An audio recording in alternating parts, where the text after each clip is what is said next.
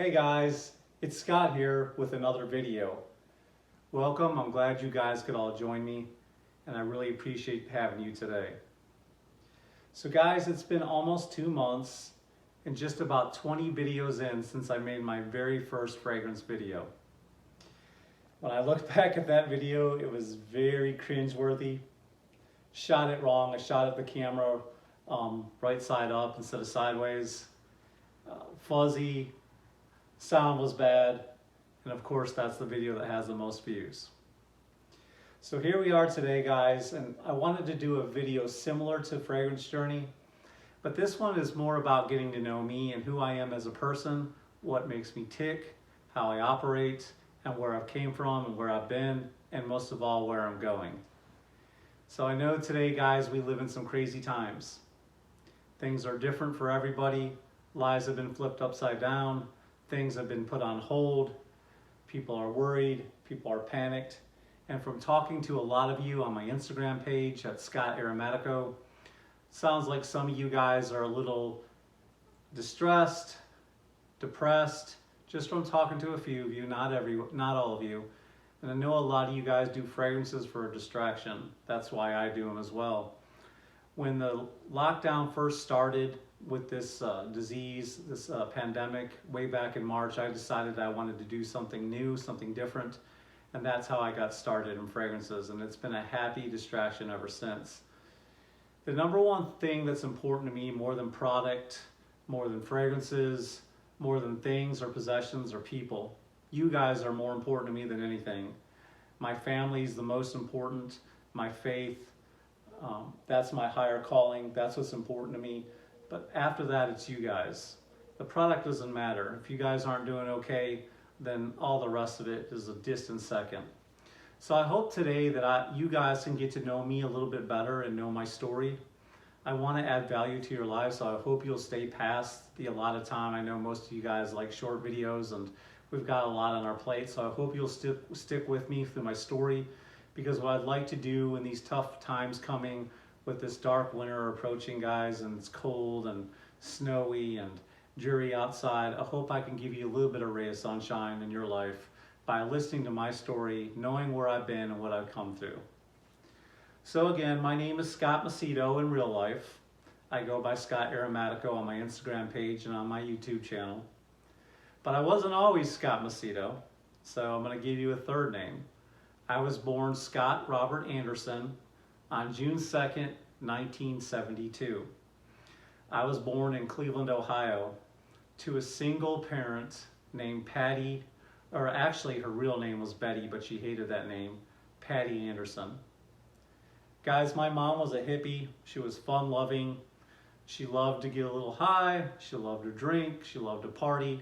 And like all good hippies, she went to San Francisco and California way back, I guess, in the late 60s, early 70s. And guess what, guys? She brought home a souvenir, and that souvenir was me, Scott. So in 1972, I was born to my mother, and she never told my father. So to this day, I don't know who that is. He doesn't know I exist. I've never met him, and that has left a big hole in my heart that I've tried to fill continuously, but through faith and family, I was able to move on without knowing who my father is. But I would like to know what he's like, as far as what makes me tick, who I am as a person, but that's okay. The story gets better later on. So anyways, my mom raised me the best she could. She worked a lot of jobs, a couple jobs. I was always being babysat by strangers, by other people, so she could go out there and make a living and help support me. Well guys, the story has a bad turn by the time I turn 8. Like I said, my mom was a very fun-loving, party-going person, and when you have children young, sometimes it can hurt you, cramp your lifestyle, but not my mom. She just kept on going, and she went even harder and faster. And one of the things my mom liked to do is she liked to party, and she liked to sell drugs. And one day, while I was home with a sitter, my mom went out on a drug deal selling pot, and it went south really fast. And to make a long story short and to not get into all the gory details, my mom was murdered when I was 8. And guys, that was devastating to me. I only knew her for a short amount of time, and she was a beautiful person and a beautiful soul, even though I know she did some selfish things. But there's a silver lining in everything, guys, because of that, I never got involved in drugs or alcohol, and so that's one lesson that she left me. And I hope you guys take that to heart, the effects that those things can have on you guys. You know, have fun, do what you want to do, but just realize there are consequences to your actions. And when the piper's ready to come for payment, be sure he's going to get his payment. So what I mean by that is there's consequences. And my mom got hers, and unfortunately when there's consequences, there's other people involved, and that other person happened to be me. And so I was left without a mom. Well, guys, very shortly afterwards, I got whisked to a foster home, and let me tell you, that was eye-opening, because I went all the way from living in a city of Cleveland. I lived in the projects, guys. I grew up right in the slums, the projects of Cleveland, and got whisked away into a foster home, all the way to farmland in a town called Wooster, Ohio, which is just outside of Columbus. So talk about culture shock. Waking up in the concrete jungle to waking up on a farm with corn as far as the eye can see, cattle. We planted our own vegetables. There was pigs. There was horses. We had to get up early and milk the cows. And I'm going to sound like your grandpa or an old man, but our driveway was a mile long, and we had to walk a mile down our driveway to catch the bus in the freezing winter in Ohio. And let me tell you, that was a lot of fun.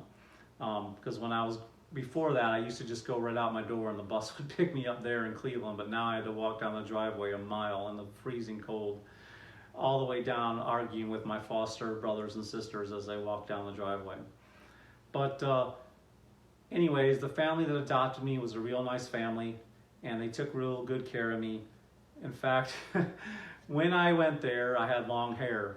And maybe I'll insert a picture in, I don't know. I'll think about that. But when I got there, they cut my hair, and that was the first spanking I ever got was there on that foster home.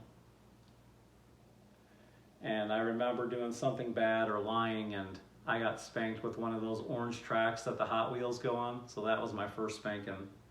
Anyways, I was there for about a year until my aunt, who had just recently gone through a divorce because her husband was an alcoholic, decided to adopt me, and she just remarried to a man named Lou. So after about a year, they went ahead and adopted me and brought me in, and my parents were churchgoers, and they're the ones that introduced me to my faith. And my faith is what got me through. There was a lot of nightmares, guys, at night. There was a lot of holes in my heart because my mom had left me and I didn't have a father. But my parents raised me the best they could. And when I say my parents, my aunt and her second husband. And since they adopted me, I now call my aunt mother. So I'm going to refer to them as my parents from here on out. They did the best they could with the tools they had. Both of them were going through rough times in their lives. My dad, she had just gone through a divorce from his wife. My mom, a divorce from her alcoholic, abusive husband. They were both fighting custody battles in their marriages, and so there was a lot of distraction.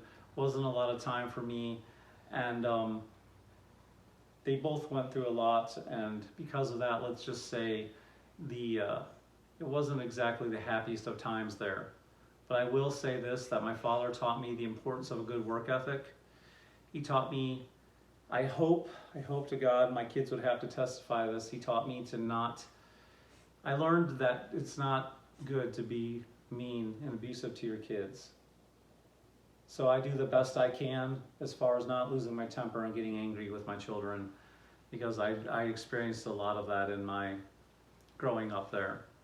But anyways, I try to treat life, and I hope you guys will learn. I'm going to speed this up because I don't want this video to go very long. But one of the things I've learned from my childhood is that life is like a buffet. I know a lot of you guys have gone to buffets. I'm sure they have them in different parts of the country, where there's a lot of food, and you go up and you pile your plate based on what you want. Now, when you go up to that buffet, there's a lot of things you don't want. For me, I don't like liver. That's just one item I don't like. I don't like a lot of seafood. But that doesn't mean I don't go up to the buffet just because there's things there I don't like. I go up to the buffet and I take the things I do like, and I enjoy that, and I leave behind what I don't. So you guys should treat life the same way. Whenever you come across people, no matter who it is, you may not agree with them politically, you may not agree with their creeds, their religion, but guys, you can learn from everybody, unless they're just like some sick pervert who molests children, or Adolf Hitler. You can learn from just about everybody, guys.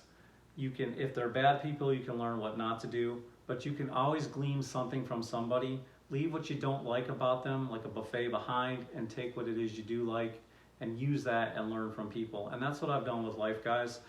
The things that I don't like, or the things that happen to me bad, I leave that behind like a buffet, and I take the rest and try to learn from it and try to better my life, guys. So shortly after that, you know, I turned 18 and I moved out of the house pretty quickly. And I moved to South Carolina, which is where I am. I live in Greenville, South Carolina now, guys. And I was married once before, and the marriage didn't go really well because I suffered from a lot of depression. I had a lot of bad self-esteem issues from what had happened to me in my past. And guys, I wish I could tell you that there was a light switch, that there was some sort of medicine, that there was some sort of thing that made it better. But what has made it better in my life is just over a long period of time of my faith, my friends, my family. I like to read a lot, guys. I like to read a lot of books. I'm big into biographies and what makes people tick. So just, you know, doing that, studying. By the way, if you guys have never checked out David Goggins, I highly suggest you check him out. And just certain guys like that, they really have an effect on your life, and little by little, with time passing by, because time heals a lot of wounds, and I know that saying sucks when you're going through something. Little by little, you can get over stuff, you can mature. I'm in my 40s, I'm 48, guys, and so time is what has healed my wounds, time is what has made me more mature, but so is my faith in God and my family.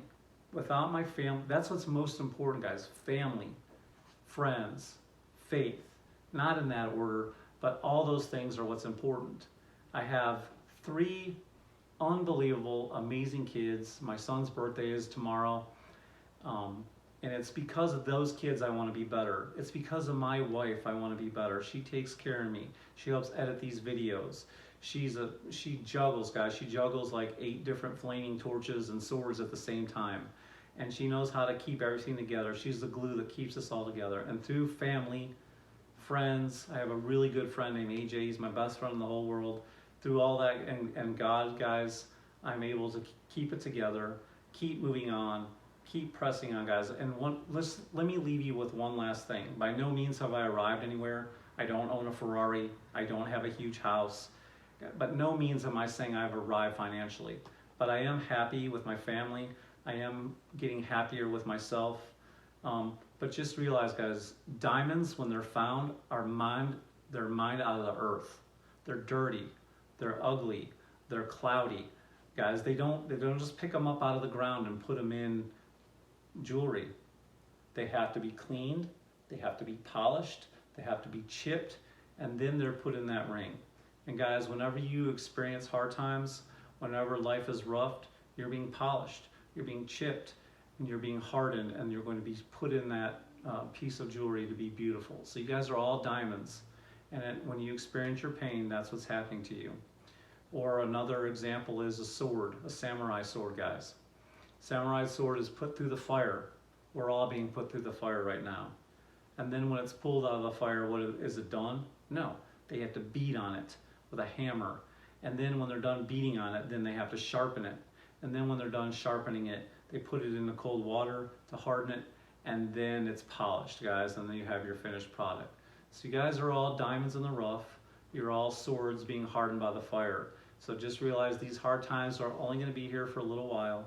They will pass. If you guys need me for any reason whatsoever, I'm here for you. Just send me a DM in my message on Instagram.